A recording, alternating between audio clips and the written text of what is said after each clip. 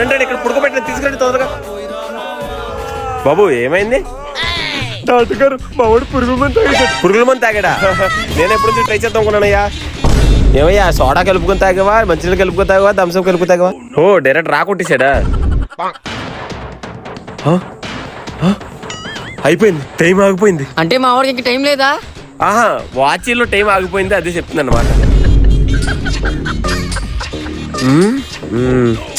లాభం లేదయ్యా. లాభం లేదా? దాని గురించి కాదు, స్టాక్ మార్కెట్ లో ఇన్వెస్ట్ చేశాను, లాభం లేకుండా పోయింది. మీ వాడికి మందు సిగరెట్ అలాంటి అలవాట్లు లేవు.